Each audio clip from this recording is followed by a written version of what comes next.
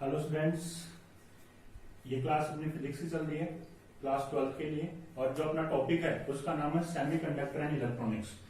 Last जो video अपन ने terminate किया था वो टॉपिक अपना था कॉमन इमिटर कॉन्फ़िगरेशन। ठीक है, कॉमन इमिटर कॉन्फ़िगरेशन से मैंने आपको डायग्राम बना के दिया था, वो डायग्राम आपने उतार लिया होगा। उसके बाद में अपने उसकी दो कैरेक्टरिस्टिक्स देखी थी। पहली देखी थी इनपुट कैरेक्टरिस्टिक्स और दूसरी देखी थी आउटपुट कैरेक्टरिस्टिक्स। इनपुट कैरेक्टरिस्टिक्स अपने किसके लिए लिया था? इनपुट करंट और इनपुट वोल्टेज। इनपुट करंट और इनपुट वोल्टेज के बीच में अपने कैरेक्टरिस्टिक्स कर्व ड्रॉ किया था at constant output voltage. Output voltage को कांस्टेंट रखते हुए अपने क्या किया था, उसका जो इनपुट कैरेक्टरिस्टिक्स थी वो निकाल दी। और अपने लास्ट में निकाला था जो आर इनपुट था, आर इनपुट निकाला था, वो क्या निकाला था अपन ने? Input voltage upon input current at output voltage is equal to constant. ठीक है, ये क्या निकालता अपने? इनपुट डायनेमिक रेजिस्टेंस निकाला था। इनपुट डायनेमिक रेजिस्टेंस क्या निकालता? Input voltage upon input current at output voltage as a constant. तो यहां से अपने पास इनपुट वोल्टेज आई थी, वो क्या आई थी? वीबीई। क्या था? वीबीई। और जो आपका इनपुट करंट था वो क्या था? आईबी। इनपुट करंट क्या था? आईबी। और आउटपुट वोल्टेज क्या थी आपकी? वीसीई। तो यहां से जो आपके पास में आर इनपुट आया था वो क्या आया था? VBE upon IB as VCE बराबर कांस्टेंट। ठीक है, ये अपने देखा था। सेकंड अपने देखा था इसके आउटपुट कैरेक्टरिस्टिक्स क्या होती है। तो आउटपुट कैरेक्टरिस्टिक्स में अपने क्या किया था? तो आपका आउटपुट करंट और आउटपुट वोल्टेज के बीच में अपने कर्व ड्रॉ किया था, बट उसमें कांस्टेंट क्वांटिटी क्या रखी थी अपने? Input current. इनपुट करंट को कांस्टेंट रखते हुए जो अपने कर्व ड्रॉ किया था between output voltage and output current, that is known as output characteristics of common emitter configuration. उसके बाद में अपने क्या निकाला था? आर आउटपुट निकाला था। आउटपुट कैरेक्टरिस्टिक्स में डायनेमिक आउटपुट रेजिस्टेंस निकाला था। और आपका आर आउटपुट क्या था? आउटपुट वोल्टेज अपॉन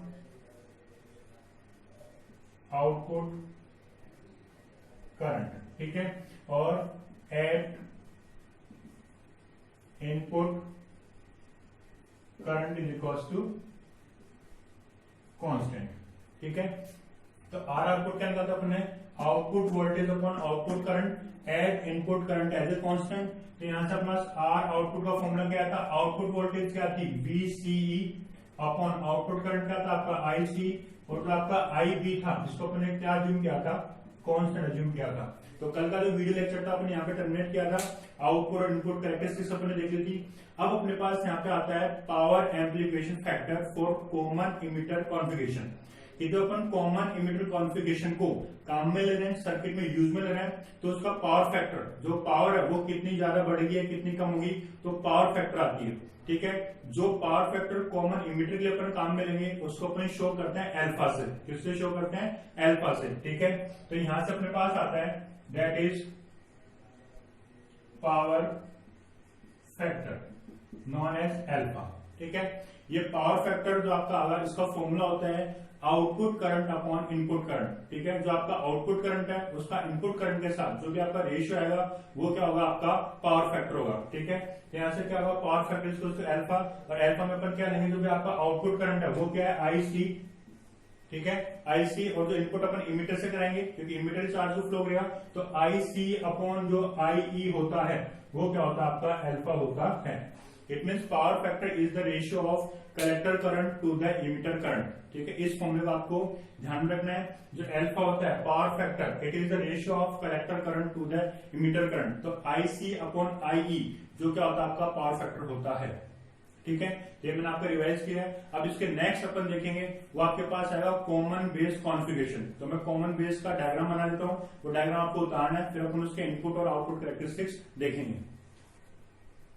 तो जो अपना नेक्स्ट कॉन्फ़िगरेशन आता है वो आता है कॉमन बेस कॉन्फ़िगरेशन। ठीक है, तो कॉमन बेस, अपने बेस को क्या कर दिया? यहाँ पे अर्थिंग कर दिया इसकी। ठीक है, इसको अपने कॉमन कर दिया और ये आपका है कॉमन बेस कॉन्फ़िगरेशन। ठीक है, और ये अपने लिया पी एन पी का, ठीक है। तो पी और पी क्या होगा, इमीटर और कलेक्टर हो गया, ठीक है। इमीटर में क्या होगा, पोल से जो आपका होल्स है, पी से क्या होगा, करंट अंदर आएगा, तो पी की तरफ करंट आ रहा है। इसको पी को अपने क्या किया है, फॉरवर्ड बायसिंग पे रखेंगे, तो पी वाले को अपने किससे कनेक्ट कर दिया, पॉजिटिव से, ठीक है। तो फॉरवर्ड बायसिंग पे हो गया, इसको क्या करना है, ये पी वाला इधर आ जाएगा, ठीक है। तो अब इस केस में अपन क्या करेंगे, जो अपन कैरेक्टरिस्टिक्स देखेंगे इसकी दो की आपको डायग्राम बनाना है, उसके बाद आपको लिखना है basically there are two types of characteristics in common base transistor. सबसे पहला आपके पास में आता है, वो आता है इनपुट कैरेक्टरिस्टिक्स, ठीक है। तो इनपुट कैरेक्टरिस्टिक्स में आपको ध्यान रखना है इनपुट करंट और इनपुट वोल्टेज के बीच में कर्व ड्रॉ किया जाता है आउटपुट वोल्टेज को कांस्टेंट रखते हुए, ठीक है। तो यहाँ पे जो आपका इनपुट करंट है वो क्या आई ई है, इनपुट करंट क्या आई है, और आपका जो इनपुट वोल्टेज है वो क्या है वीबीई, ठीक है। और आउटपुट वोल्टेज क्या है वीबीसी। तो यहां से सबसे अपन देखते हैं इनपुट कैरेक्टरिस्टिक्स। तो इनपुट कैरेक्टरिस्टिक्स में क्या लिखना है, input characteristics are drawn by a curve with between input current and input voltage, ठीक है। It is drawn between input current that is what I and input voltage that is VBE, ठीक है। इन दोनों के बीच में क्या कैरेक्टरिस्टिक्स कर्व को ड्रॉ करेंगे, बट ध्यान रखना क्या होगा, यहाँ पे जो आपका आउटपुट वोल्टेज है, आउटपुट वोल्टेज क्या है VBC, इसको क्या रखना है, अपने को कांस्टेंट एज्यूम रखना है, ठीक है। इसका अपन ग्राफ बनाएंगे, तो ग्राफ मैंने बना रखा है, क्या होगा, वाई एक्सिस पे अपने को क्या लेना है, इनपुट करंट को लेना है, और एक्स एक्सिस पे क्या लेना है, इनपुट वोल्टेज को। ध्यान रखना जो अपन कॉमन इमीटर लेते हैं तो माइक्रो एम्पियर की जो धारा होती है, करंट होता है, वो फ्लो होता है, और जब अपन इसको कॉमन बेस में लेते हैं तो मिली एम्पियर का करंट क्या होता है, फ्लो होता है, ठीक है। स्टार्ट में क्या होगा, जब तक उसको थ्रेशोल्ड की जो भी वोल्टेज है वो नहीं मिलेगी तब तक क्या होगा, करंट फ्लो नहीं होगा। इट मीन कुछ टाइम के लिए क्या होता है, जीरो होता है, लेकिन जैसे क्या होगा, थ्रेशोल्ड वोल्टेज के लिए, थ्रेशोल्ड या कट ऑफ वोल्टेज की इसको वोल्टेज मिल जाएगी, उसके बाद क्या होगा, करंट फ्लो होगा। तो सपोज दैट अपने को VBC क्या करना है, कांस्टेंट करना है, तो अपने सपोज दैट पहले VBC 0 वोल्ट लिया, तो उसका कर्व क्या होगा, कुछ इस तरीके से बनेगा, ठीक है। लेकिन जैसे जैसे अपन VBC की वैल्यू को बढ़ाएंगे 0, 5, 10, तो उसका कर्व क्या होगा, थोड़ा सा इंक्रीज होता जाएगा। तो 0 पे क्या है, ये वाला कर्व है, तो 5 पे क्या होगा, ये वाला कर्व होगा, और 10 पे ये वाला कर्व होगा। कई बार क्या होता है, कर्व गिवन होता है और इनकी वैल्यू गिवन नहीं होती, और आपसे पूछता है कि कौन से कर्व में ये होगा आपका V1, V2 और V3, तो आपसे पूछा जाता है कि कौन सा वोल्टेज बड़ा है, कौन सा छोटा है। तो जिसका स्लोप ज्यादा होगा वो क्या होगा, उसका वोल्टेज भी ज्यादा होगा। तो अगर मान लो ये आपका V1 है, ये V2 और ये V3 है, तो V1 greater than V2 greater than V3 होगा, ठीक है। तो ये आपका क्या हो गया, इनपुट कैरेक्टरिस्टिक्स हो गया। इस बार अपन देखेंगे इसका इनपुट डायनेमिक रेजिस्टेंस, ठीक है। तो अपन इनपुट डायनेमिक रेजिस्टेंस देखते हैं, तो इसका डायनेमिक रेजिस्टेंस इनपुट के लिए अपने पास आएगा, क्या आएगा, input voltage upon input current, that is input voltage upon input current at output voltage बराबर कांस्टेंट। तो अपन इसको फॉर्मूले में लिख सकते हैं, आर इनपुट बराबर, इनपुट वोल्टेज कितना है VBE अपॉन इनपुट करंट कितना है IE at VBC is equal to constant. ये आपके पास क्या होगा, इनपुट डायनेमिक रेजिस्टेंस का फॉर्मूला आएगा फॉर कॉमन बेस कॉन्फ़िगरेशन। ये बात दोबारा देखिए, डायग्राम बना हुआ है, ये आपका कॉमन बेस है, इसको आपको क्या करना है, बायसिंग करना है। बायसिंग करने के बाद में इसकी इनपुट कैरेक्टरिस्टिक्स देखनी है और इनपुट डायनेमिक रेजिस्टेंस निकालना है और एक ग्राफ शो करना है। अब नेक्स्ट अपन देखेंगे इसका आउटपुट जो कैरेक्टरिस्टिक्स है उसका ग्राफ क्या बनेगा और वो कौन सी फिजिकल क्वांटिटी का रेशियो होता है। तो अपन देखते हैं आउटपुट कैरेक्टरिस्टिक्स। अब अपन देखते हैं इसका आउटपुट कैरेक्टरिस्टिक्स कैसे होगा। तो आउटपुट कैरेक्टरिस्टिक्स के जो कर्व होगा अपन ड्रॉ करेंगे आउटपुट वोल्टेज और आउटपुट करंट के बीच में। जब अपन आउटपुट कैरेक्टरिस्टिक्स ड्रॉ करते हैं तो ध्यान रखना इनपुट करंट को अपन कांस्टेंट रखते हैं। तो यहां से देखिए जो आपका आउटपुट करंट है वो क्या IC है और आउटपुट वोल्टेज क्या VBC है और इनपुट करंट क्या आपका IE है, ठीक है। तो अपन कर्व किसके बीच में ड्रॉ करेंगे IC और VBC, ठीक है। IC क्या आपका आउटपुट करंट और VBC या VCB क्या आपका आउटपुट वोल्टेज है। तो आउटपुट वोल्टेज और आउटपुट करंट के बीच में अपन क्या करेंगे, कर्व को ड्रॉ करेंगे आउटपुट कैरेक्टरिस्टिक्स के लिए, ठीक है। बट ध्यान रखना आपका IE है वो क्या होगा, कांस्टेंट रहेगा, ठीक है। जब तक इस ट्रांजिस्टर को थ्रीशोल्ड या कट ऑफ वोल्टेज के इक्वल इसको वोल्टेज नहीं मिलेगा तब तक क्या होगा, वो इनएक्टिव रीजन में रहेगा। इनएक्टिव रीजन मतलब क्या होगा, वो एक्टिव नहीं होगा, वो काम में नहीं आएगा। ठीक है, उसको एक्टिव बनाने के लिए क्या होगा, थ्रीशोल्ड या कट ऑफ वोल्टेज से ज्यादा अपने को उसको क्या करना पड़ेगा, पोटेंशियल डिफरेंस देना पड़ेगा। लेकिन जैसे ही वो क्या होता है, कट ऑफ वोल्टेज को गेन कर लेता है, उसके बाद क्या होता है, उसमें करंट का कर्व बनना स्टार्ट हो जाता है। सपोज दैट इनिशियली अपन ने जो आपका इनपुट करंट था IE, इसको अपन ने क्या किया, 0 मिली एम्पियर लिया। जब 0 मिली एम्पियर लिया तो इसका कुछ कर्व इस तरीके से बनेगा। ठीक है, कम स्लोप का बनेगा। जैसे जैसे अपन क्या करेंगे, IE की वैल्यू को बढ़ाएंगे, वैसे वैसे क्या होगा, इसमें जो स्लोप वो भी बढ़ता जाएगा। सपोज दैट अपने 1 मिली एम्पियर किया तो क्या होगा, कर्व थोड़ा बढ़ गया। 2 मिली एम्पियर लिया तो कर्व थोड़ा और बढ़ गया, और 3 मिली एम्पियर लिया तो कर्व थोड़ा अपना और बढ़ गया। तो ये ग्राफ आपको याद रखना है। अगर आपको पूछा जाए तो ये वाला डायग्राम बनाना है, फिर इनपुट का, उसकी कैरेक्टरिस्टिक्स, फिर आउटपुट का डायग्राम, उसकी कैरेक्टरिस्टिक्स। तो यहां से अपन देखते हैं कि जो आपकी आउटपुट कैरेक्टरिस्टिक्स हैं, ठीक है, वो किस किस के बीच में ड्रॉन है। आउटपुट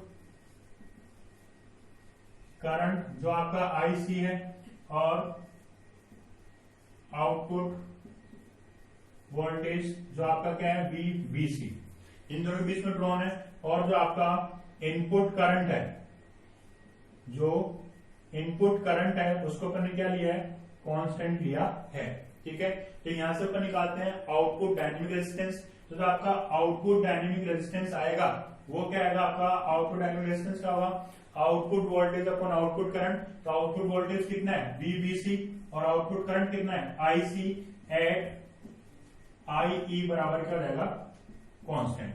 ठीक है, तो ये अपन क्या निकालेंगे, इसका आउटपुट रेजिस्टेंस निकालेंगे, VBC upon IC, output voltage upon output current at input current as a constant. तो ये आपका आ गया आउटपुट डायनेमिक रेजिस्टेंस।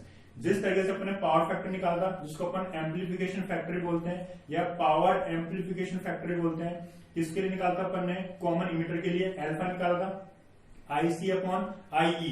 इसी तरीके से क्या होता है, जो आपका कॉमन बेस होता है उसका भी एम्पलीफिकेशन फैक्टर निकालते हैं, पावर एम्पलीफिकेशन फैक्टर निकालते हैं, जिसको अपन डिनोट करते हैं बीटा से। किससे डिनोट करते हैं, बीटा से।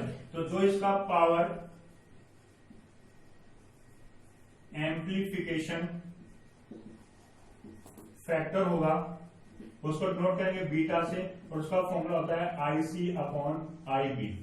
ठीक है, बीटा का फॉर्मूला क्या होता है, IC अपॉन IB। ये फॉर्मूला आपको याद रखना है अल्फा और बीटा का। अल्फा और बीटा के बेसिस पे IIT, नीट और बोर्ड तीनों में क्या होता है, इसका क्वेश्चन पूछा जाता है। तो अल्फा क्या था आपका, अल्फा था IC अपॉन IE, और बीटा क्या आपका IC upon IB। Short trick में आपको याद रखना है, अगर आप कॉमन इमीटर लेते हैं, अल्फा आता है तो IC upon IE for common emitter, और IB फॉर कॉमन बेस, और IC तो आपका सेम रहेगा, क्योंकि IC क्या होगा, दोनों कॉन्फ़िगरेशन में आउटपुट करंट रहेगा। तो आउटपुट करंट अपन इनपुट का जो अपन लेंगे तो वहां पे IC अपॉन IE रहेगा, और यहाँ पे IC अपॉन IB रहेगा। तो इस तरीके से अपने अल्फा और बीटा देख लिया। अब लास्ट जो अपना टॉपिक ट्रांजिस्टर का रहता है वो रहता है relation between alpha and beta. वो 2 मिनट का टॉपिक है, तो अपन इसको देखते हैं कि अल्फा और बीटा में क्या रिलेशन होता है। तो जो ट्रांजिस्टर का लास्ट टॉपिक अपने पास आता है वो आता है relation between alpha and beta. इस साल भी जो भी 2020 वाला जो फिजिक्स का पेपर था उसमें भी इसका क्वेश्चन आया हुआ है, 2019 वाले में आया हुआ है, नीट में भी आया हुआ है, IIT में भी इसका क्वेश्चन आया हुआ है। ठीक है, इनके रिलेशन के बेसिस पे।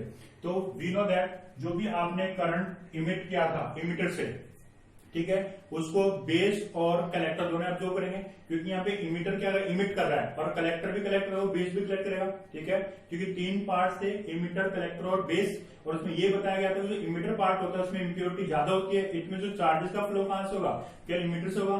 तो इमीटर वाला जो चार्जेस के उसमें करंट आएगा वो किस किस में डिस्ट्रीब्यूट हो जाएगा, वो आपको रहेगा IB प्लस IC में। ठीक है, अपने जो जंक्शन पे करंट निकाला वो एक अलग चीज थी, यहाँ पे अपने को क्या चार्जेस के बेसिस पे देखना है। तो IE इमीटर की वजह से जो चार्ज फ्लो हो रहा है वो किस किस में करंट रहेगा, बेस और कलेक्टर में। अपन इस पूरी इक्वेशन क्या करते हैं, IC से डिवाइड कर देते हैं। तो क्या रहेगा, IE upon IC is equals to IB upon IC plus IC upon IC। ठीक है, IE अपॉन IC ये क्या आपका 1 अपॉन एल्फा, बिकॉज एल्फा क्या था आपका IC अपॉन IE था। तो IC अपॉन IE एल्फा है, तो इसका क्या है, रेसिप्रोकल है, IE अपॉन IC तो 1 अपॉन एल्फा हो जाएगा।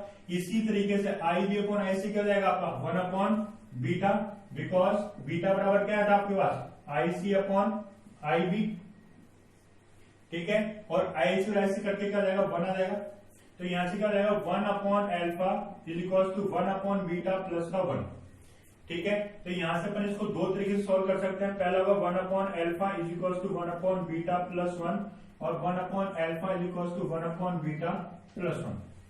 ठीक है, अपन इसको सॉल्व करते हैं तो 1 upon alpha is equal to LCM क्या आ गया बीटा, तो क्या लगेगा 1 प्लस बीटा, तो यहां से एल्फा बराबर क्या जाएगा बीटा अपॉन 1 प्लस बीटा। ठीक है, बीटा की वैल्यू क्या हुई alpha is equal to beta upon 1 plus beta, मतलब एल्फा क्या होगा बीटा अपॉन 1 प्लस बीटा होगा।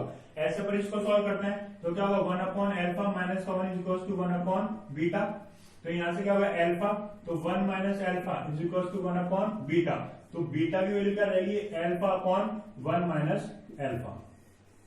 ठीक है, ये दोनों रिलेशन आपको याद रखने हैं।